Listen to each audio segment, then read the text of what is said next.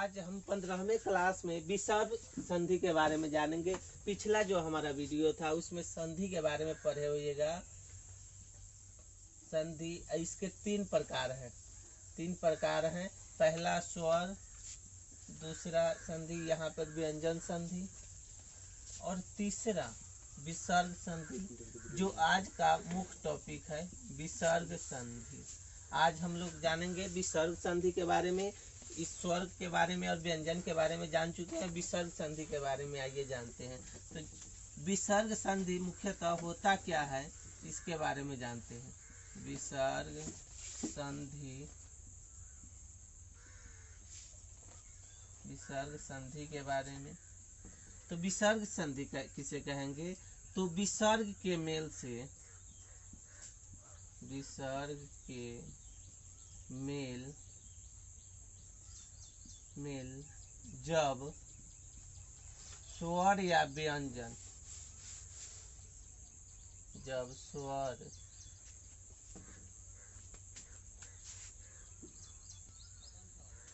तो विसर्ग संधि किसे कहते हैं? तो विसर्ग के मेल जब स्वर या व्यंजन से होने पर जो विकार या परिवर्तन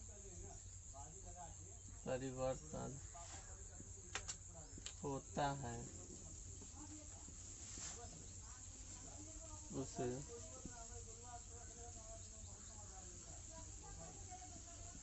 विसर्ग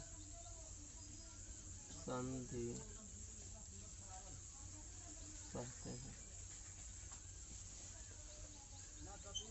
तो विसर्ग संधि क्या कहेंगे? तो विसर्ग के मेल जब स्वर या व्यंजन से होगा और उससे जो विकार होगा या परिवर्तन उत्पन्न होगा तो उसे हम कहेंगे विसर्ग संधि। विसर्ग संधि क्या होता है? तो विसर्ग का मेल जब स्वर या व्यंजन से होगा और उससे जो परिवर्तन होगा, जो विकार उत्पन्न होगा, उसी को हम विसर्ग कहेंगे। तो विसर्ग मुख्यतः क्या होता है? स्वर या व्यंजन के मेल से परिवर्तन जब शब्द में आएगा तो उसे ही हम कहेंगे विसर्ग संधि। तो अब आइए जानते हैं इसके बनाने का तरीका। संधि में मुख्यतः यही होता है बनाने का तरीका।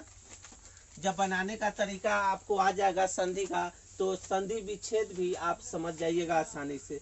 तो आइए अब जानते हैं बनाने के तरीका के बारे में।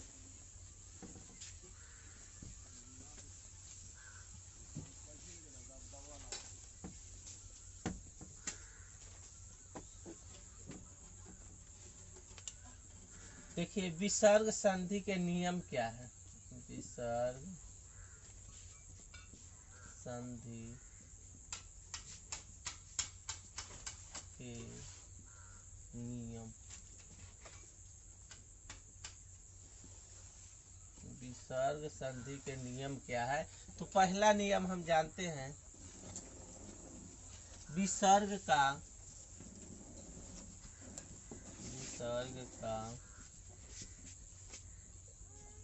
ओ में,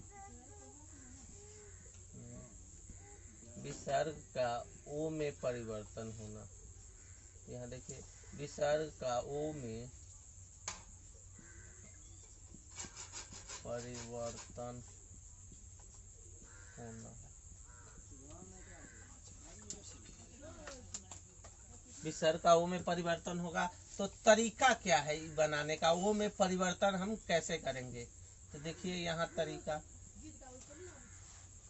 यदि विसर्ग के बाद, यदि विसर्ग के बाद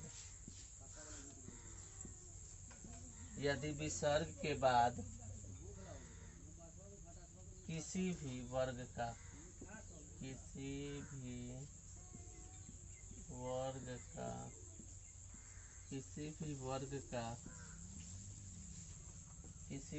का तीसरा, चौथा, पांचवा,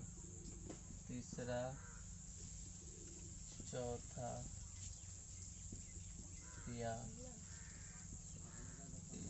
पांचवा, तीसरा, तीसरा चौथा या पांचवा या र ल व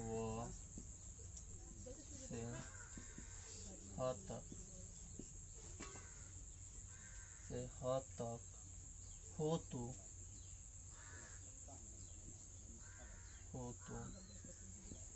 विसर्ग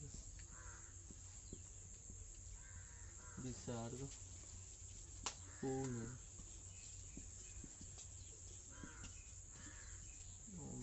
बदल जाता है। जैसे देखिए सही तो छोड़ दिया है, वो के बाद तो होगा क्या तो विसर्ग हो तो छोड़ दिया है। देखो यार लव से ह तक हो तो विसर्ग में बदल जाता है। जैसे तपोबल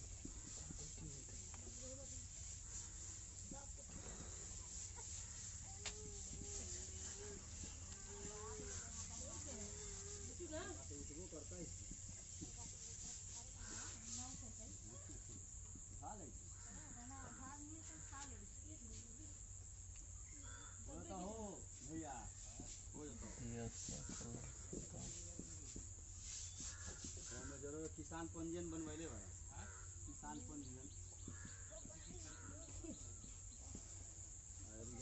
अब देखिए विसर्ग का ओ में परिवर्तन कैसे होगा। आप विसर्ग संधि बनाइएगा तो ओ का परिवर्तन कैसे होगा। तो अब देखिए तरीका इसका, यदि विसर्ग के बाद किसी वर्ण का तीसरा चौथा और पांचवा या यरलव होगा तो वह विसर्ग संधि में बदल, तो वो जो शब्द होगा वो में परिवर्तित हो जाएगा। यरलव हस्तक हो तो विसर्ग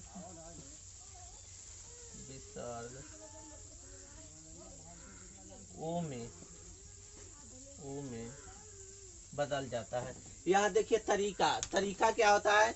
यदि विसर्ग के बाद किसी भी वर्ग का तीसरा अक्षर, तीसरा अगर क वर्ग है इसका तीसरा अक्षर कहेंगे तो ग हो जाएगा। अगर च वर्ग है तीसरा कहेंगे तो क्या हो जाएगा, च हो जाएगा, ज हो जाएगा, और चौथा कहेंगे तो झ हो जाएगा। उसी तरह पांचवा, तो देखिए किसी भी वर्ग का तीसरा चौथा पांचवा या यरलव से ह तक कोई होगा तो विसर्ग ओ में बदल जाता है।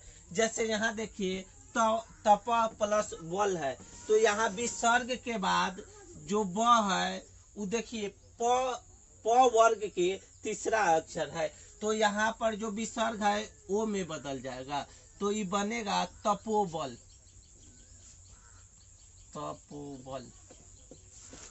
दूसरा देखिए सरह प्लस ज है, तो यहाँ विसर्ग के बाद देखिए विसर्ग के बाद ज जो है वो तीसरे नंबर पे आ रहा है। च वर्ग का तीसरा वर्ण है ये, तो ये विसर्ग इसमें ओ हो जाएगा। यहाँ पे देखिए सरोज। तीसरा हमारा है मन प्लस रथ। यहाँ देखिए विसर्ग के बाद र है, और विसर्ग के बाद जैसे र होगा तो विसर्ग ओ में बदल जाएगा, तो मनोरथ। उसके बाद देखिए चौथा, यहाँ देखिए यशोदा। यश प्लस दा है, तो यहाँ विसर्ग के बाद जो वर्ण है वो द है, और द तथा द का तीसरा वर्ण है। अगर आप तथा द पर हैं तो तवर्ग का तीसरा वर्ण है, तो जब तीसरा वर्ण प्रयोग किया जाएगा किसी भी वर्ग का तीसरा चौथा और उससे पहले अगर विसर्ग होगा तो विसर्ग ओ में बदल जाता है, तो ये बनेगा यशोदा। उसके बाद देखिए मना प्लस हर, तो यहाँ विसर्ग के बाद क्या है, यरलव का शब्द है, और जैसे ही देखिए तरीके के अनुसार अगर विसर्ग के बाद यरलव का कोई शब्द होगा तो विसर्ग ओ में बदल जाता है। तो यहाँ पर जो विसर्ग है उसके बाद देखिए यरलव में का ह है, तो ये जो विसर्ग होगा ओ में बदल जाएगा, और विसर्ग के ओ में बदलने पर क्या बनेगा, इसमें परिवर्तन क्या होगा, तो ये मनोहर बन जाएगा। देखिए एक बार और समझ लीजिए, यदि विसर्ग के बाद किसी भी वर्ग का तीसरा, चौथा और पांचवा या यर लव से ह तक प्रयोग होगा विसर्ग के बाद, तो विसर्ग ओ में बदल जाएगा। विसर्ग के स्थान पे आपको ओ आ जाएगा। तो यहाँ देखिए तप प्लस बल है, तो तप प्लस बल, तो कहाँ लिखे हैं?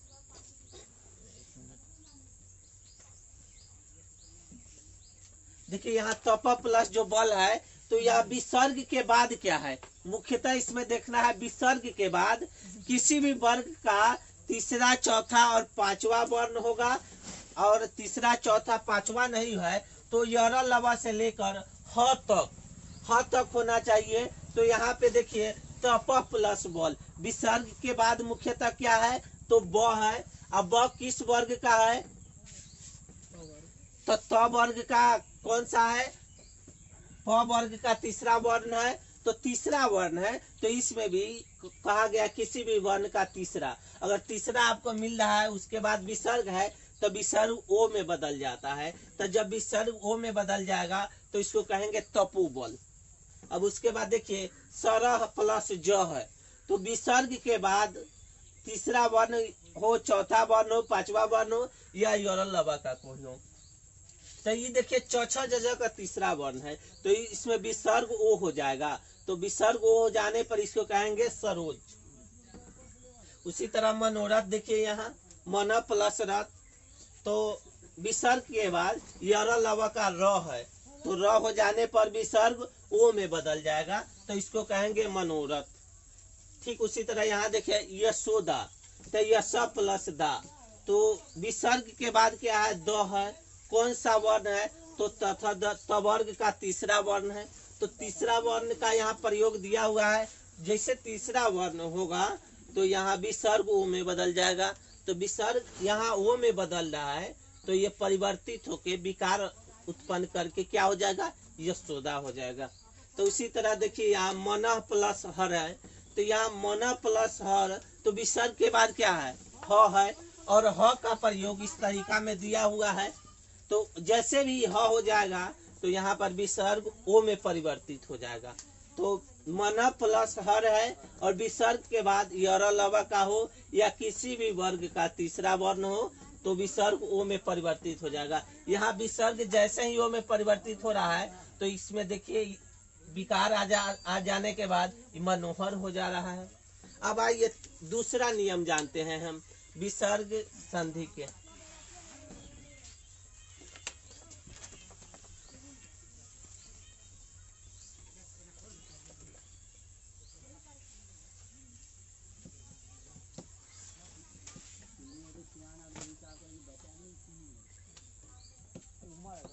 देखिए दूसरा है विसर्ग का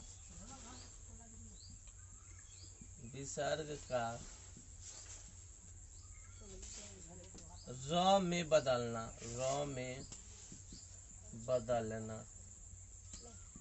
विसर्ग र में कैसे बदलेगा, तो आइए इसका तरीका जानते हैं। विसर्ग का र में बदलना, तो यहाँ तरीका क्या है इसका, विसर्ग जब र में बदलेगा तो इसका तरीका ये जानते हैं। यदि विसर्ग से पहले, यहाँ देखिए यदि विसर्ग से पहले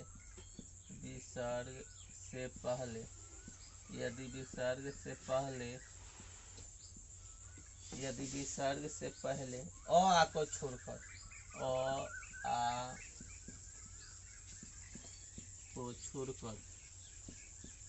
विसर्ग से पहले अ आ को छोड़कर कोई अन्य स्वर हो, कोई अन्य स्वर हो तथा विसर्ग के बाद किसी भी वर्ग का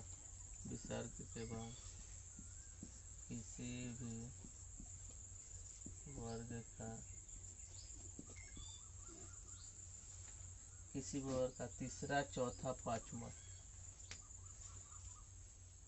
किसी भी वर्ग का तीसरा, चौथा,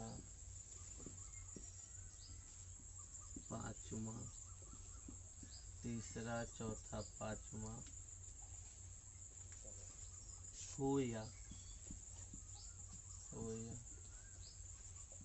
यह वो से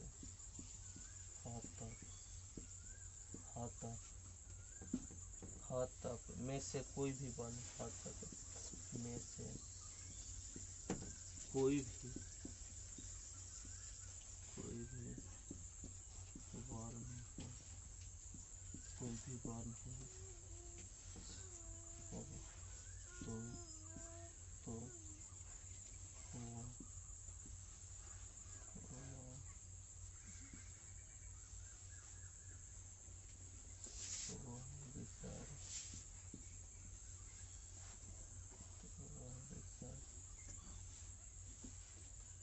वो रॉ में बदल जाएगा, रॉ में बदल जाएगा।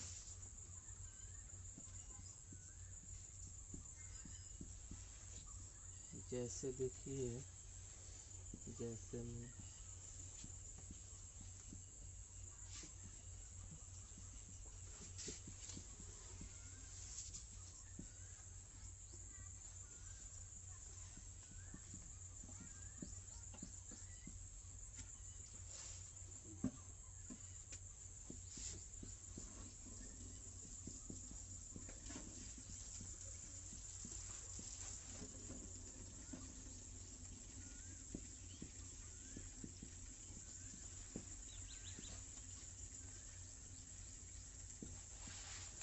तो देखिए विसर्ग का र में बदलना है। ये जो दूसरा नियम है, विसर्ग र में कैसे बदलेगा, तो इसका तरीका देखिए। यदि विसर्ग से पहले अ आ को छोड़कर कोई अन्य स्वर हो तथा विसर्ग के बाद किसी भी वर्ण का तीसरा, चौथा और पांचवा होगा, या यर लव में से कोई भी वर्ण हो तो विसर्ग र में बदल जाता है। तो देखिए अब र में बदलेगा कैसे कोई भी विसर्ग, तो अ आके छोड़कर कोई भी स्वर होगा, अ आके छोड़कर कोई भी स्वर होगा, और उसके साथ ही स्वर के बाद किसी भी वर्ण का तीसरा, चौथा और पांचवा अक्षर या यर लव में से कोई अक्षर होगा विसर्ग के बाद, तो विसर्ग र में बदल जाता है। जैसे यहाँ देखिए नी प्लस धन है, तो विसर्ग के बाद तवर्ग का चौथा वर्ण है। जब तवर्ग का चौथा वर्ण होगा तो विसर्ग र में बदल जाएगा। तो यहाँ देखिए जब विसर्ग र में बदल रहा है तो क्या हो जा रहा है, निर्धन। तो यहाँ देखिए जब नी प्लस धन है और इसका नियम क्या है, तो विसर्ग के बाद किसी भी वर्ण का तो अ विसर्ग नहीं होना, अ स्वर नहीं होना चाहिए। तो यहाँ देखिए हर्षी स्वर है, हर्षी स्वर है, तो स्वर के बाद मुख्यतः क्या है, स्वर के बाद विसर्ग है, और विसर्ग के बाद किसी भी वर्ण का तीसरा, चौथा, पांचवा होना चाहिए। तो ये तवर्ग का चौथा है, तो विसर्ग के बाद तवर्ग का चौथा है, तो ये विसर्ग र में बदल जाएगा। तब विसर्ग जब र में परिवर्तित हो रहा है तो निर्धन हो जाएगा। दूसरा देखिए नी प्लस द है, नी प्लस द य, तो यहाँ देखिए विसर्ग के बाद पहले क्या है, तो ये भी हर्षी है, और उसके बाद विसर्ग के बाद देखिए द है, तो ये तवर्ग का तीसरा वर्ण है। जब तवर्ग का तीसरा वर्ण आ जाएगा तो यहाँ विसर्ग द में बदल जाएगा। तो जब विसर्ग द में बदल जाएगा तो क्या हो जाएगा, निर्दय, निर्दय हो जाएगा। यहाँ देखिए यहाँ विसर्ग से पहले अ आ नहीं होना चाहिए, कोई दूसरा वर्ण होना चाहिए, स्वर होना चाहिए। तो ये में हर्षी स्वर है, और विसर्ग के बाद किसी भी वर्ण का तीसरा हो या यर लव हो। तो यहाँ देखिए किसी भी वर्ण का तीसरा है तो तवर्ग का तीसरा है, तो जब तवर्ग का तीसरा हो जाएगा तो क्या करेंगे इसको, तो देखिए जैसे ही तवर्ग का तीसरा है तो विसर्ग र में बदल जाएगा।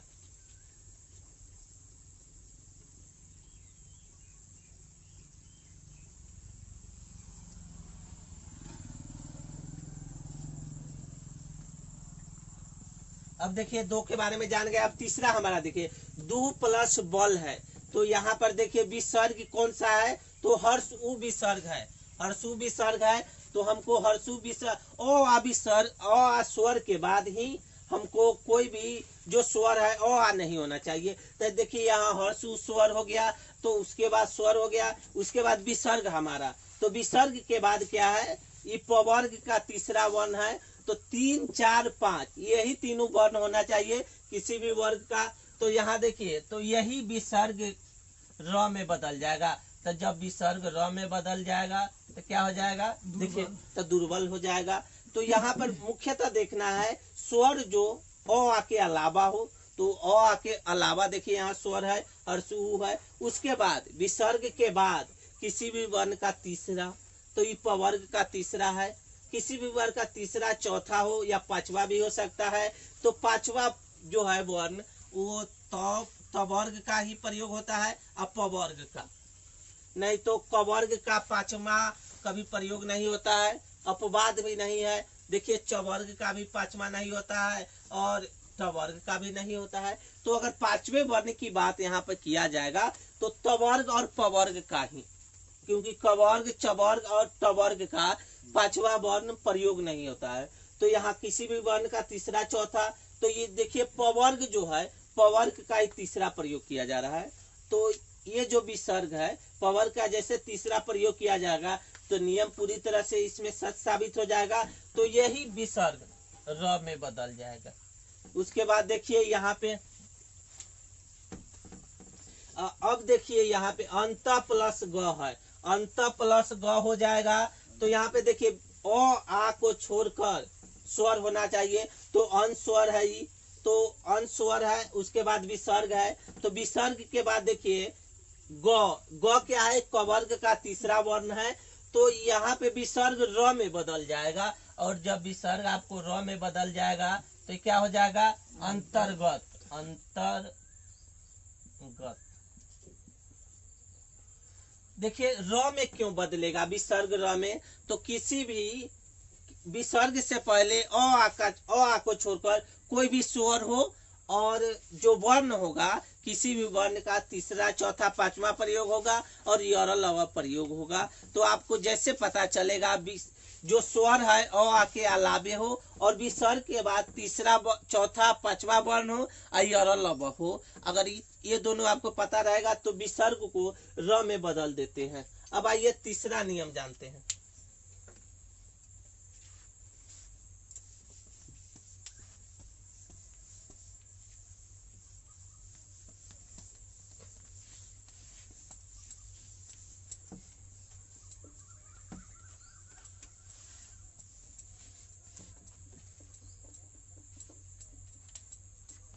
अब देखिए तीसरे नियम में विसर्ग को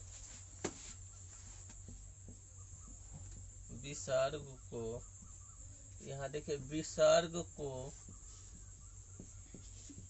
तालाबे स में बदलना। देखिए अगर विसर्ग है तो उसको तालाबे स में कैसे बदलेंगे, तो इसका क्या तरीका है। अगर विसर्ग को आप ओ में बदल चुके हैं, उसके बाद विसर्ग को आप र में बदल चुके हैं, तो अब विसर्ग को तालाबे स में कैसे बदलेंगे उसके बारे में जानते हैं। तो आइए जानते हैं तरीका के बारे में। तरीका क्या है, देखिए यदि विसर्ग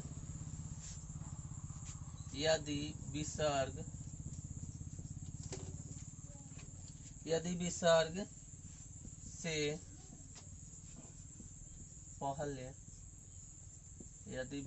पहले स्वर हो यदि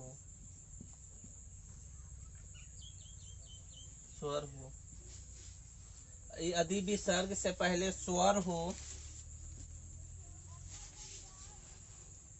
तथा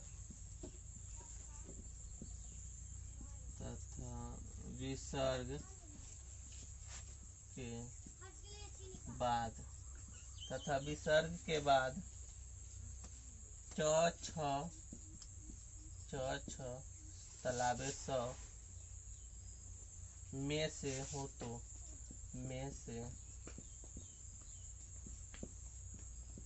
तो में से हो तो विसर्ग हो तो विसर्ग तालाबे स में बदल जाता।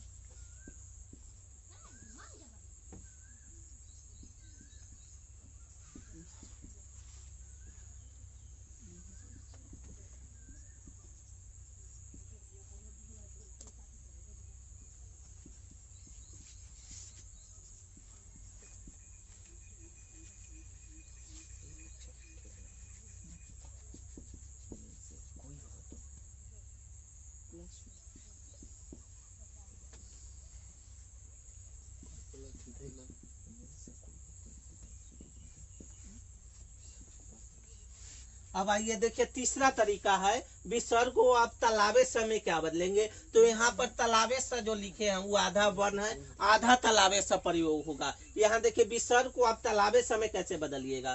तो यहाँ जो तालाबे स है वो आधा वर्ण है, आधा तालाबे स है। तो देखिए इसका तरीका मुख्यतः क्या है। तो यदि विसर्ग से पहले स्वर हो, विसर्ग से पहले कह रहा है स्वर होना चाहिए, तथा विसर्ग के बाद च छ और तालाबे स में से कोई होगा, तभी ये विसर्ग तालाबे स आधा वर्ण में बदलेगा, आधा तालाबे स हो जाएगा। तो यहाँ देखिए विसर्ग से पहले यहाँ स्वर है, हर्ष ई स्वर है, और विसर्ग के बाद च है। यहाँ देखिए विसर्ग के बाद च है तो विसर्ग स में बदल जाएगा, तो विसर्ग आधा तालाबे स होगा। यहाँ देखिए मुख्यतः विसर्ग से पहले स्वर हो तथा विसर्ग के बाद ये तीनों अक्षर होना चाहिए। देखिए विसर्ग से पहले क्या होगा, स्वर हो तथा विसर्ग के बाद ये तीनों अक्षर होगा, तो विसर्ग स में बदल जाएगा। उसके बाद देखिए मुख्यतः हरि हरि प्लस चंद।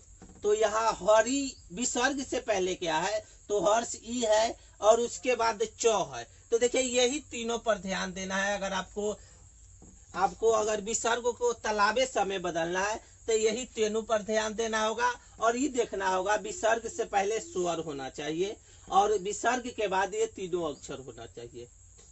तो यहाँ देखिए हरि प्लस चंद है, तो विसर्ग से पहले हर्ष ई स्वर है और उसके बाद हमको च का प्रयोग यहाँ पे हो रहा है। देखिए च हो तो यहाँ पे विसर्ग र में तालाबे स में बदल जाएगा। तो देखिए हरिश्चंद।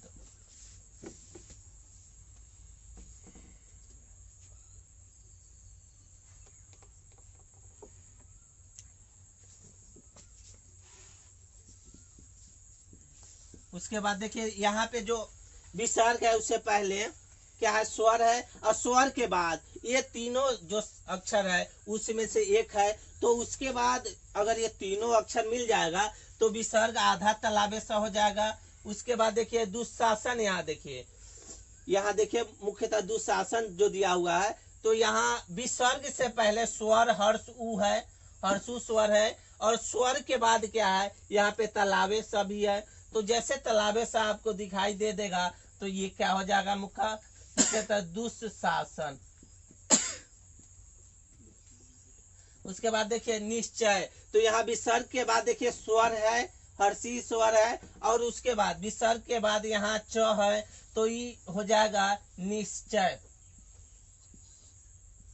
देखिए इसमें मुख्यतः समझना कुछ नहीं है, विसर्ग को तालाबे स में कैसे बदलते हैं। तो विसर्ग से पहले स्वर हो और स्वर के बाद ये तीनों अक्षर होना चाहिए, ये तीनों अक्षर रहेगा तो विसर्ग को हम तालाबे स में बदल देंगे। तो यहाँ देखिए नि प्लस जो चल है, तो यहाँ विसर्ग के बाद स्वर है और स्वर के बाद च है, तो ये निश्चल हो जाएगा, विसर्ग को तालाबे स में बदल दिए। तो अब आइए जानते हैं चौथा तरीका, विसर्ग संधि का जो चौथा नियम है उसके बारे में।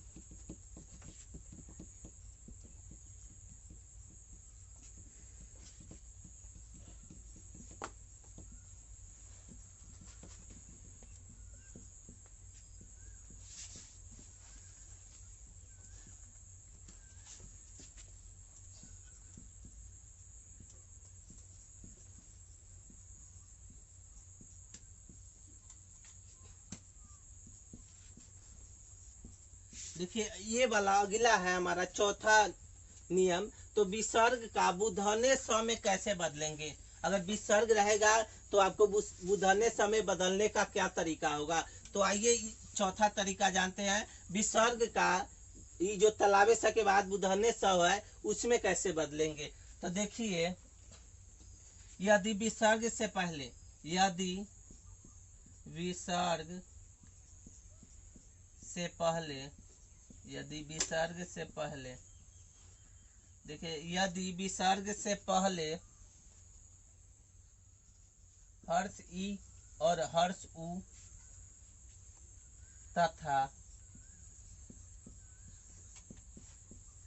तथा बाद में क ख ट ठ प फ आए तो विसर्ग, आए तो विसर्ग बुधने स में बदल जाता है। जैसे देखिए नि प्लस कपट,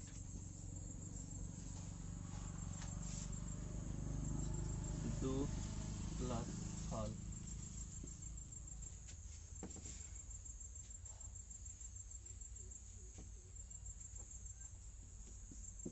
नि प्लस पक्ष, दु प्लस परिणाम।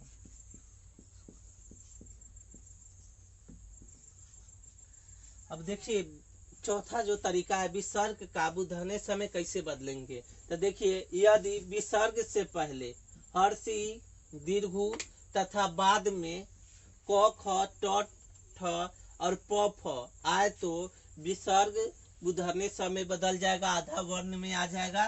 तो देखिए पहले हमको क्या देखना है इसमें, देखिए पहले विसर्ग से पहले ये दोनों को देखना है, हर्ष ई और हर्ष उ होना चाहिए, और बाद में क ख हो या ट ठ हो या प फ हो। तो उसके बाद विसर्ग को हम क्या बदल देंगे? बुधने समय बदल देंगे। तो यहाँ देखिए विसर्ग से पहले क्या है? तो हर्ष ई है, हो गया हर्ष ई, तो ये तो नियम ठीक हो गया। उसके बाद हर्ष ई के बाद देखिए क ख होना चाहिए, तो यहाँ पर क है, तो यहाँ पर मुख्यतः देख लीजिए आप, तो ये यही जो विसर्ग है यही बुधने समय बदल जाएगा आधा में, तो निस प्लस फल, निष्फल हो जाएगा। दूसरा देखिए हाँ निष्कपट हो जाएगा, निष्कपट हो जाएगा। दूसरा हमारा देखिए दु प्लस फल है यहाँ पे, तो यहाँ देखिए विसर्ग से पहले हर्षु की मात्रा लगा हुआ है, तो ये तो हर्षु की मात्रा चाहिए ही। उसके बाद देखिए विसर्ग के बाद प फ है, तो यहाँ पर फ भी दिया हुआ है नियम के अनुसार, तो यही विसर्ग यहाँ बुधने स में हो जाएगा आधे वर्ण के साथ, दुष्फल। उसके बाद देखिए नि प्लस पक्ष है, तो यहाँ विसर्ग से पहले क्या है? हर्षी की मात्रा है, और विसर्ग के बाद प होना चाहिए, तो यहाँ देखिए प भी है, तो ये क्या हो जाएगा? मुख्यतः निष्पक्ष, निष्पक्ष। उसके बाद यहाँ देखिए विसर्ग से पहले हर्षु की मात्रा है, और हर्षु की मात्रा के बाद नियम के अनुसार क ख होना चाहिए, ट ठ होना चाहिए या प फ होना चाहिए। तो यहाँ पर मुख्यतः प है, और विसर्ग से पहले भी हर्षु है, तो यहाँ पर विसर्ग क्या होगा? बुधने समय बदल जाएगा। दुष्परिणाम, देखिए दुष्परिणाम।